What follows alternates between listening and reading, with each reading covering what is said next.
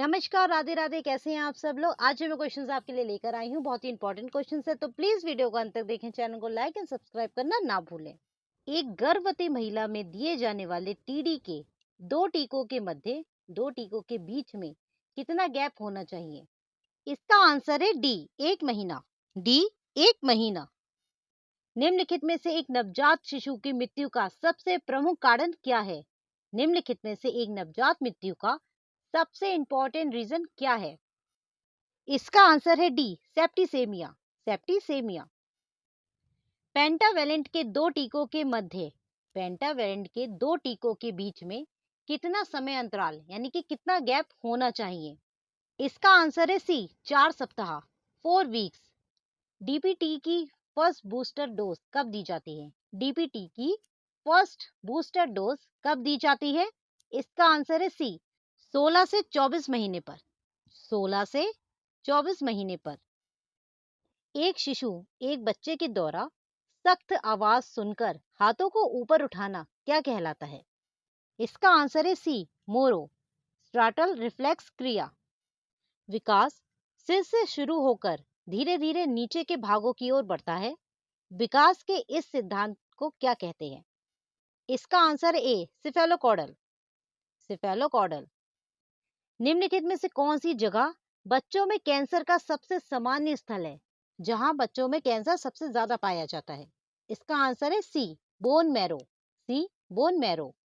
ये सारे ही क्वेश्चंस पिछले एग्जाम्स में आ चुके हैं। जैसे आप देख रहे हैं यहाँ पे मेंशन भी है कौन सा क्वेश्चन कौन से एग्जाम्स में कौन से सन में आया हुआ है।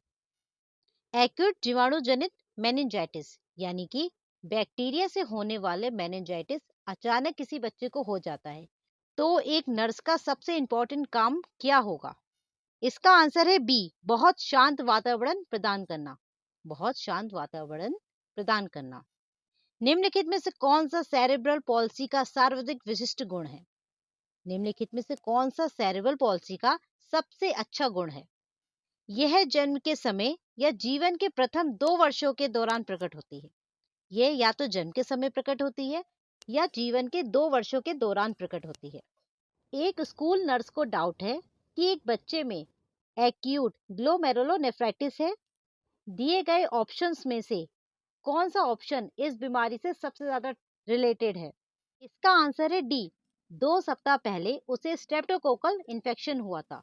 2 सप्ताह यानी कि 2 वीक्स पहले उसे स्ट्रेप्टोकोकल नामक एक इन्फेक्शन हुआ था। जन्म के समय एक नॉर्मल स्वस्थ बच्चे की ऊंचाई कितनी होती है? जन्म के समय एक नॉर्मल स्वस्थ शिशु की ऊंचाई कितनी होती है? इसका आंसर है बी, 18 से 20 इंच। एक बच्चे के पीठ के निचले हिस्से में नीले और काले चकत्ते पाए जाते हैं, तो बच्चे के माता पिता नर्स से इसके बारे में पूछते हैं, तो नर्स उसे बताती है कि ये मंगोलियन स्पॉट्स कहलाते हैं और लगभग 1 वर्ष में विलुप्त हो जाएंगे और लगभग 1 वर्ष के बाद वो गायब हो जाएंगे। जब एक बच्चा माँ के गर्भ में होता है, तब ऑक्सीजन युक्त रक्त, ऑक्सीजन युक्त ब्लड किसके द्वारा एम्बेलिकल वेन में प्रवेश करता है? इसका आंसर है ए, ductus venosus. Ductus venosus.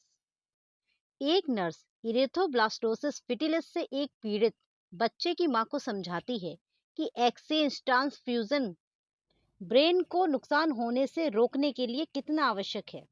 Erythroblastosis फिटिलिस एक ऐसी स्थिति है जिसमें बच्चे में आरबीसी बनना बंद हो जाता है और ब्लड ट्रांसफ्यूजन के द्वारा उसका रक्त बदल दिया जाता है साफ खून से।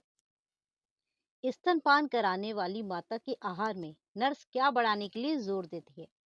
एक ब्रेस्ट फीडिंग कराने वाली माँ को आहार में क्या बढ़ाना चाहिए? इसका आंसर है सी, कैलोरी। सी, कैलोरी। आशा करती हूँ जो मैंने आज आपको क्वेश्चंस बताए हैं आपके काम आएंगे, आने वाले पेपरों के लिए यूजफुल साबित होंगे। तो प्लीज वीडियो को लाइक शेयर सब्सक्राइब करना ना भूलें। Thank you.